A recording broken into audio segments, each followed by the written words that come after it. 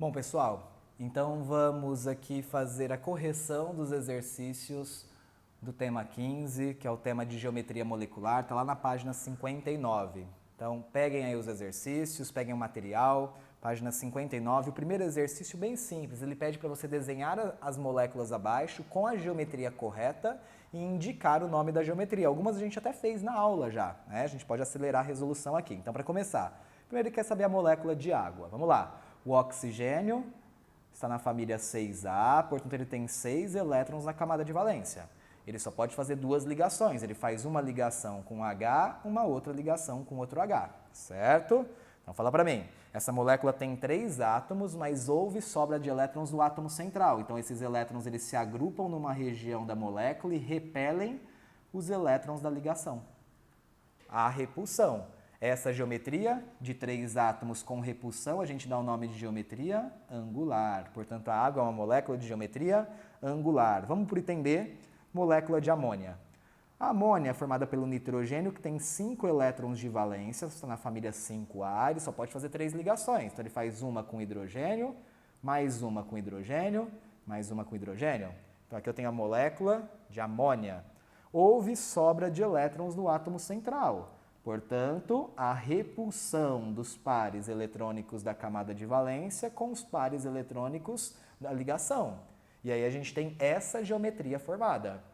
Agora, uma molécula com 4 átomos, a gente dá o nome a essa geometria de geometria piramidal. Moléculas que têm 4 átomos e sobra elétrons do átomo central, a gente chama de geometria piramidal. Beleza? Terceiro caso, CCl4. Esse aqui eu não vou nem perder tempo montando a fórmula de Lewis, porque é uma molécula formada por 5 átomos. E toda molécula formada por 5 átomos tem a mesma geometria sempre. Essa geometria se chama geometria tetraédrica. Então, moléculas que têm 5 átomos vão apresentar sempre geometria tetraédrica. Vamos para o caso D, que é o caso do BF3. Então, o BF3. O boro, ele se localiza na família 3A, mas ele é uma exceção à regra de ligações, porque ele não tem que chegar a 8 elétrons, basta chegar a 6 elétrons que ele já se estabiliza. Então vamos lá, ele faz uma ligação com flúor, que já tem 7, só pode fazer uma, faz outra ligação com flúor, que já tem 7, só pode fazer uma, e faz uma última ligação também, vamos subir um pouquinho aqui, com o flúor, que também tem 7 elétrons para chegar às suas 8 elétrons da camada de valência. Então vamos lá. O BF3 ele tem 4 átomos, mas houve sobra de elétrons no átomo central? Não houve. Portanto, quando não há sobra de elétrons no átomo central numa molécula que é formada por 4 átomos, a geometria sempre se estabelece dessa forma aqui. A essa geometria a gente dá o nome de geometria trigonal plana, afinal não houve repulsão entre os pares eletrônicos da camada de valência. Bem? E vou fazer aqui no cantinho o item E. O item E é o PCl3. Vamos lá? O fósforo é um elemento que está na família 5A. Ele tem 5 elétrons de valência. Ele só pode fazer 3 ligações. Tá bem? Então vamos lá. Se ele pode fazer 3 ligações, a primeira ele vai fazer com cloro. O cloro já tem 7, o cloro só pode fazer uma também. Tá feito? Aí ele faz mais uma ligação com cloro que só pode fazer uma. E faz uma última ligação com cloro que também só pode fazer uma. Temos aí a molécula de PCl3. Vejam bem, ela é bem semelhante à da amônia do item B, porque ela é formada por 4 átomos, tá bem? E sobra elétrons livres no átomo central, portanto, há uma repulsão entre os elétrons livres e o das ligações, gerando essa geometria, que é a geometria piramidal, assim como do item B da amônia, tá bem? Então, aqui a gente tem o exercício 1 montado, alternativa A, angular, B, piramidal, C, tetraédrica, D, trigonal plana e a alternativa E, piramidal. Beleza? Vamos para o próximo exemplo.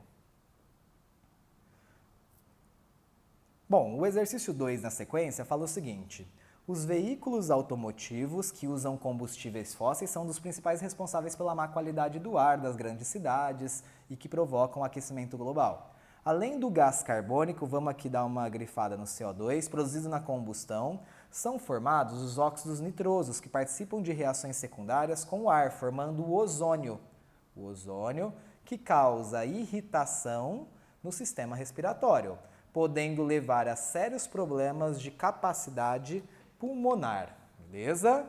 Então temos aí o exemplo, um exercício que vai falar do CO2 e que vai falar também do ozônio.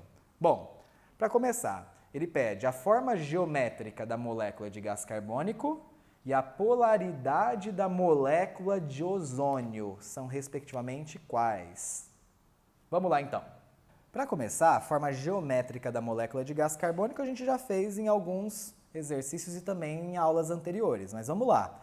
O carbono está localizado na família 4A. Ele tem 4 elétrons na camada de valência, ele precisa fazer 4 ligações químicas. Por esse motivo, ele vai ficar no centro da molécula, porque ele quem vai precisar fazer mais ligações. Então vamos lá, coloca o carbono lá no meio da molécula.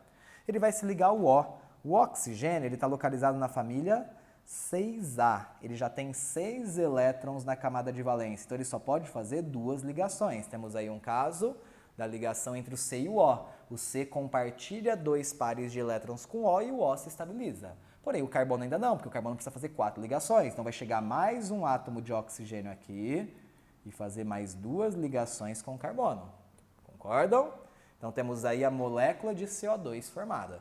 Quem define a geometria da molécula é o átomo central, é o caso do carbono. O carbono, que é o átomo central, ele não apresenta elétrons livres. Como ele não apresenta elétrons livres, a molécula não ocorre repulsão dos pares eletrônicos. Ela fica, então, numa forma que a gente dá o nome de forma ou geometria linear.